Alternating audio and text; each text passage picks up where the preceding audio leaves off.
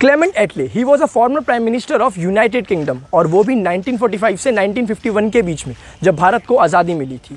Indian independence act 1947 में जो signature है वो भी क्लेमेंट एटले के ही है, यानी ऑफिशियल रूप से आज़ादी इन्हीं के सिग्नेचर के बाद भारत को मिली थी।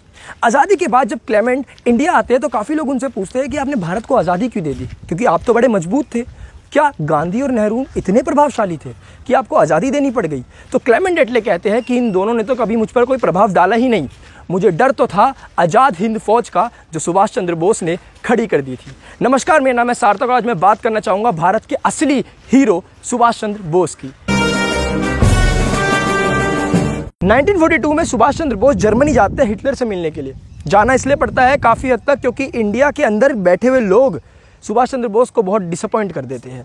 तो जब जर्मनी पहुंचते हैं हिटलर से मिलने के लिए, हिटलर के वहाँ पहुंचते हैं तो हिटलर अपने बहरूपियों को आगे करता है एक करके कि जाओ देखो कौन है।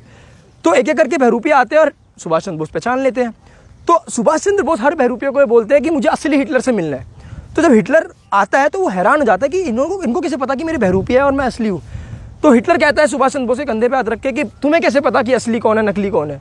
तो सुभाष चंद्र बोस कहते हैं कि बोस के कंधे पे हाथ रखने का जिगरा सिर्फ हिटलर में ही हो सकता है। हिटलर सुभाष चंद्र बोस के जज्बे को देखकर दंग रह जाता है और सुभाष चंद्र बोस चालाकी से हिटलर को इतना इन्फ्लुएंस कर देते हैं कि 4000 प्रिजनर्स हिटलर रिहा कर देता है और कहता है कि आप सुभाष चंद्र बोस जी इनको अपने साथ भारत ले जाओ।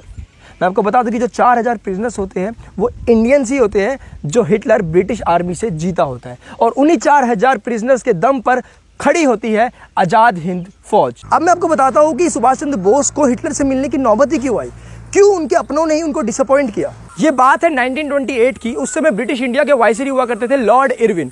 उन्होंने ना गांधी को कन्विंस कर लिया कि हम भारत को डोमिनियन स्टेटस दे देंगे, और गांधी जी कन्विंस भी हो गए। लॉर्ड इरविन ने बोला कि आपकी सरकार होगी, आप अपने इलेक्शन कराना। गांधी जी को प्रस्ताव पसंद आया, उन्होंने बोला कि ठीक है। गांधी जी बाकी नेहरू और लीडर्स के साथ समाज के बीच में जाते हैं और कहते हैं कि हम डोमिनियन स्टेटस ले रहे हैं। एकमात्र सुभाष चंद्र बोस होते हैं जो वहाँ पर कहते हैं कि गांधी जी भारत को कोई डोमिनियन स्टेटस नहीं चाहिए, हमें चाहिए पूर्ण स्वराज। गांधी जी कहते हैं अरे सुभाष चंद्र बोस ये कैसी बात हुई? तो सुभाष चंद्र बोस गांधी जी को समझाते हैं कि डोमिनियन स्टेटस का मतलब है कि सरकार तो आपकी होगी लेकिन पॉलिसीज ब्रिटिश गवर्नमेंट की होगी। सुभाष चंद्र बोस की इस बात से काफी लोग सहमत हो गए और उनके पक्ष में आके खड़े हो गए। दबाव इतना था कि गांधी जी और नेहरू जी को भी सुनना पड़ा और मानना पड़ा कि हम डोमिनियन स्टेटस नहीं लेंगे। लेकिन गांधी जी को अंदर ही अंदर एक बात समझ आ गई थी कि सुभाष चंद्र बोस का कद धीरे धीरे करके बढ़ता ही जा रहा है। सुभाष चंद्र बोस का कहना था अगर आपके गाल पे कोई एक चाटा मारे तो दूसरा गाल आगे मत करो, उसकी टांग तोड़ दो। महात्मा गांधी और सुभाष चंद्र बोस की मंजिल एक थी कि आजादी चाहिए, लेकिन तरीके दोनों के अलग थे। शायद इसी वजह से गांधी जी को सुभाष चंद्र बोस खटकने लग गए थे, और यहीं से शुरू होती है एक बहुत गंदी राजनीति।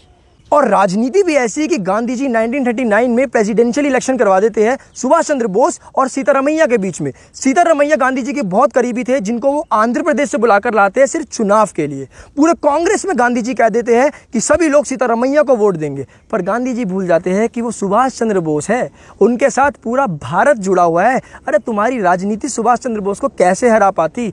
और अंत में रिजल्ट भी यही आता है कि 1580 वोट सुभाष चंद्र बोस को मिलते हैं और 1377 वोट सीतारमैया को मिलते हैं। ये बात देखकर तो गांधी और नेहरू सब दंग रह जाते हैं कि सुभाष चंद्र बोस का कद इतना बड़ा है। इलेक्शन के रिजल्ट आने के बाद सुभाष चंद्र बोस गांधी जी को कहते हैं कि गांधी जी इस समय वर्ल्ड वॉर 2 चल रहा है, तो ब्रिटिशर्स जो है ना वहाँ पे भी युद्ध कर रहे हैं, तो इंडिया में जो ब्रिटिशर्स है वो काफ़ी कमज़ोर हो रखे हैं, तो क्यों ना हम भी युद्ध करके इनको भगा देते हैं यहाँ से, अपने देश से।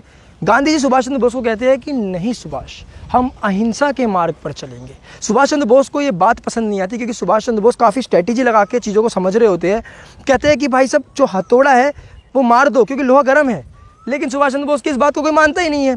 तो सुभाष चंद्र बोस डिसअपॉइंट होकर 1942 में जर्मनी चले जाते हैं हिटलर से मिलने के लिए, और सिर्फ हिटलर से नहीं, इतना इन्फ्लुएंस करते हैं वो हिटलर को कि वो हिटलर की मदद से जापान भी जाते हैं, क्योंकि जापान जो है वो थोड़ा साउथ एशिया में है अपने, तो करीब है इंडिया के, तो काफ़ी जल्दी हेल्प मिल सकती थी। तो इसी स्ट्रेटेजी को लेकर सुभाष चंद्र बोस हिटलर के पास जाते हैं, हिटलर उनको जापान भेज देता है। ऐसी काफ़ी ज़्यादा वो कंट्रीज़ में घूमते हैं और स्ट्रेटेजी बनाते हैं और अपनी आज़ाद हिंद फौज को खड़ा कर देते हैं।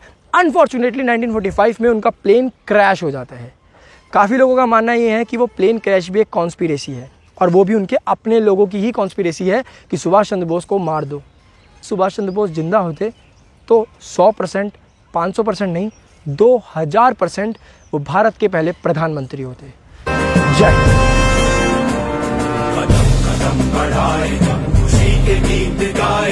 ये जिंदगी है कौम की, तो कौम पे